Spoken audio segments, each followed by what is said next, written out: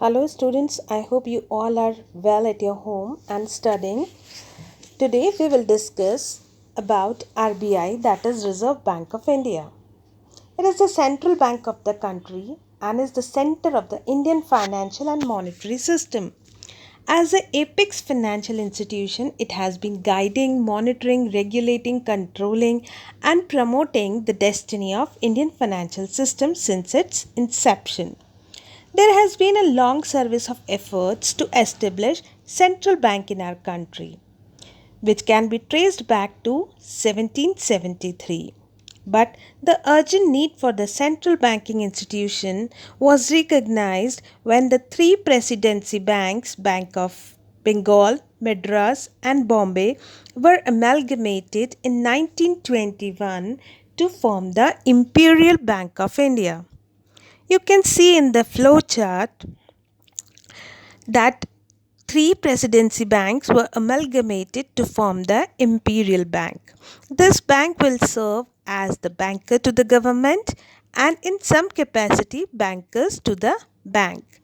Later on, Hilton Young Commission or the Royal Commission on Indian Currency and Finance in 1926 was established and he proposed for Reserve Bank as a private shareholder bank. In 1927, Reserve Bank Bill was passed and Central Banking Inquiry in 1931 was established. Later on, Reserve Bank of India Act 1934 was passed and in accordance to that act, RBI was constituted on 1st April 1935.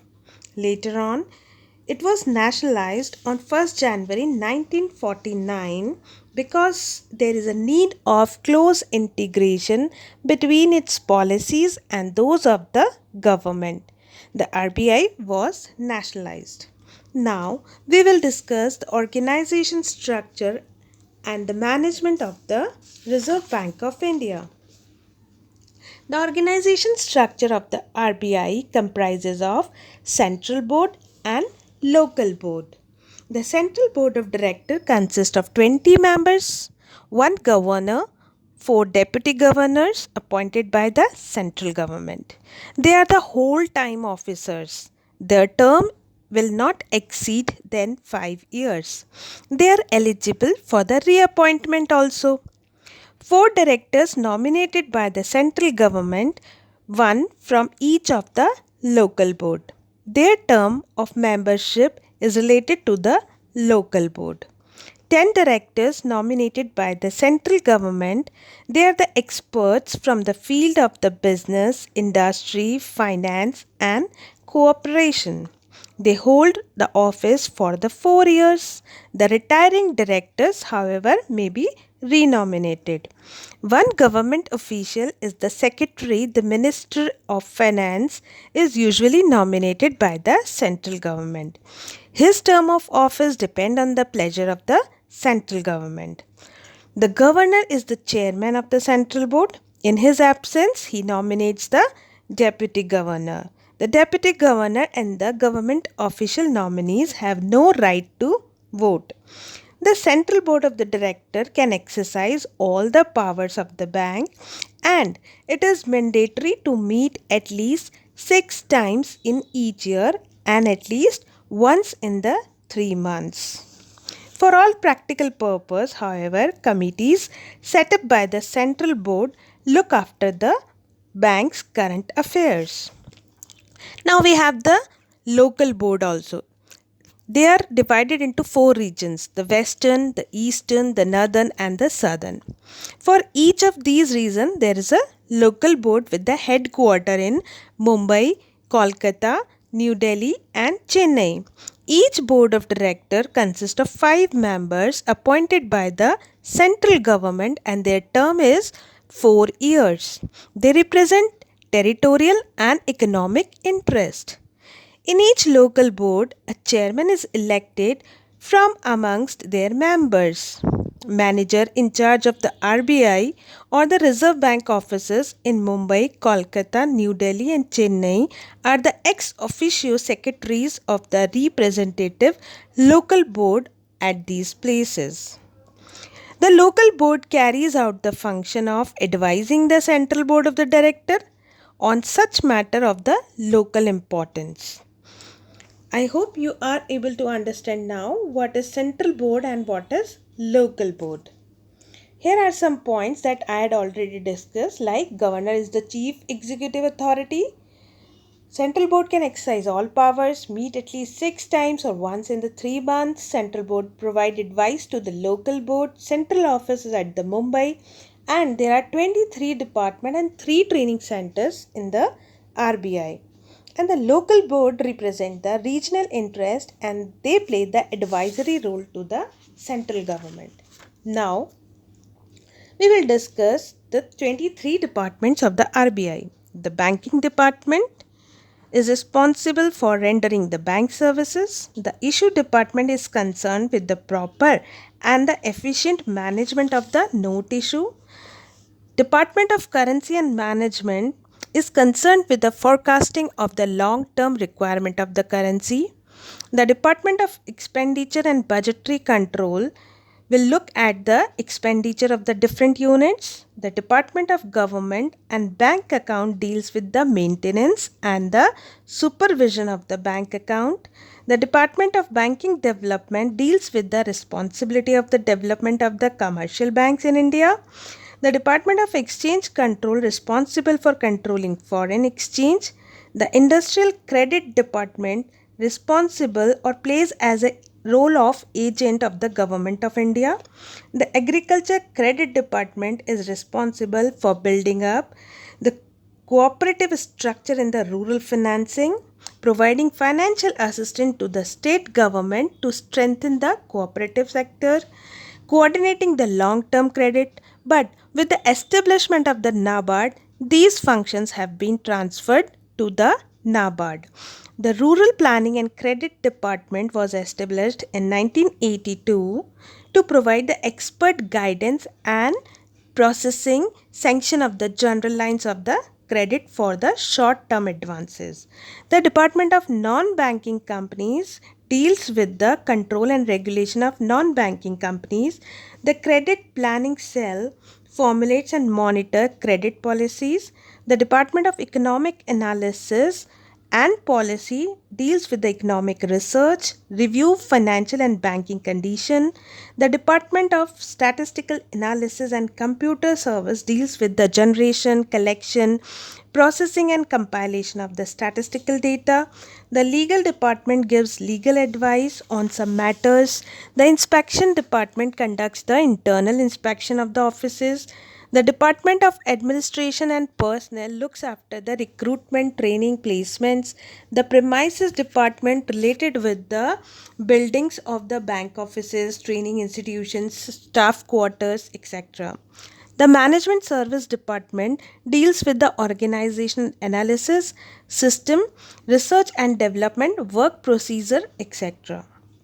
The Reserve Bank of India Service Board deals with the conduction of the examination and interview for the selection and promotion of the staff.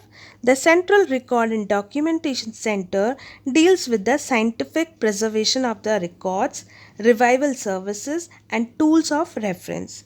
The Secretary Department will lead to the meetings of the Central Board and its committee of the administrator of the RBI Employee Provident Fund. The Department of Banking Operation was created in 1950 to extend banking facilities in the semi-urban areas and to solve the problem of rural finance.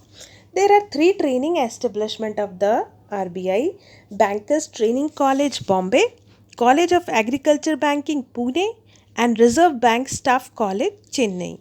There are different objectives of RBI, like issuing the currency notes, to maintain the sound and healthy commercial banking system in the country, to act as a banker to the commercial bank, to regulate the supply of credit by using the instruments of general and selective credit control, to conduct banking and financial operations of the government, to maintain exchange value of the rupee, to maintain or manage countries' international reserves, to perform developmental and promotional functions, to collect and publish the data related to money, credit banking and foreign exchange in India.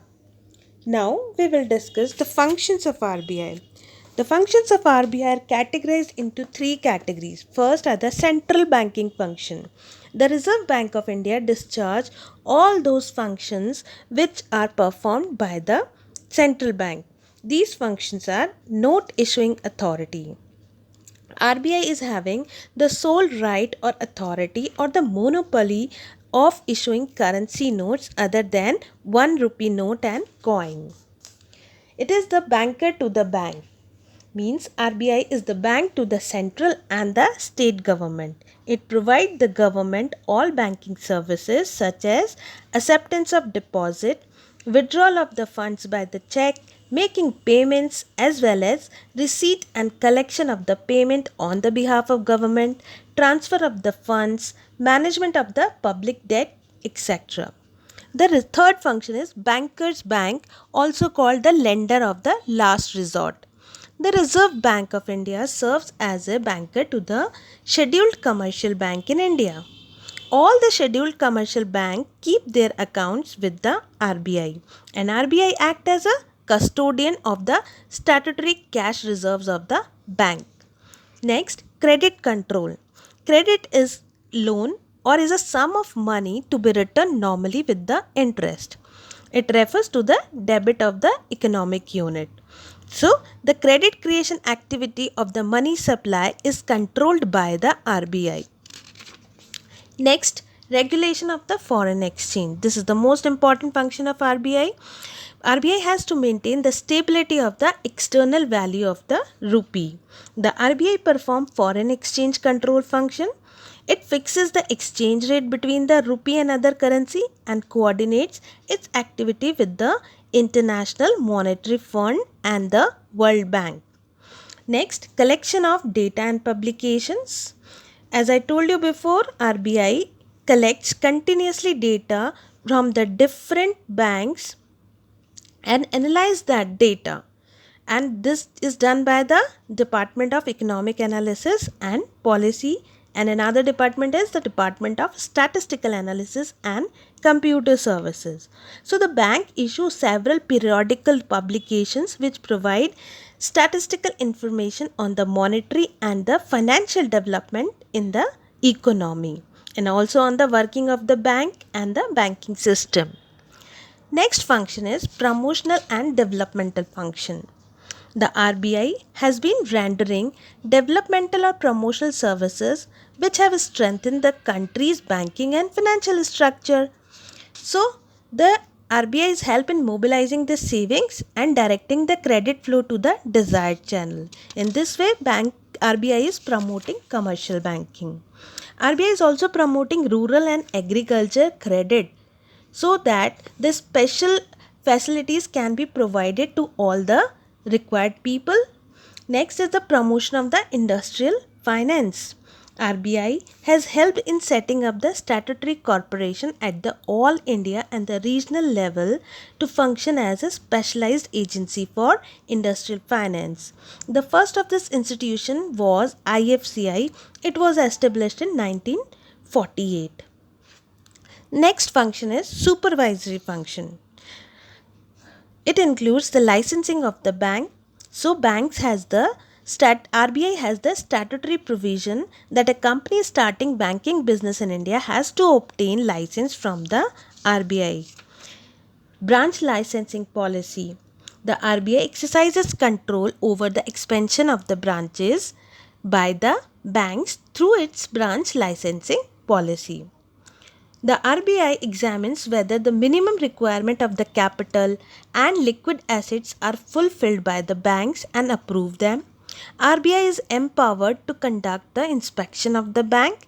The inspection may relate to various aspects like organizational structure, branch expansion, mobilization of the deposits, credit portfolio, etc. The inspection is meant to improve the working of the banks and safeguard the interest of the depositor. Next function is control over the management of the bank. The appointment, the reappointment, termination of the chairman, Chief Executive Officer of the private sector bank is to be approved by the Reserve Bank. So, the bank's approval is also required for the remuneration perquisites and post-retirement benefits. Next, audit of bank. Banks are required to get their balance sheet and P&L accounts duly audited by the auditors approved by the Reserve Bank.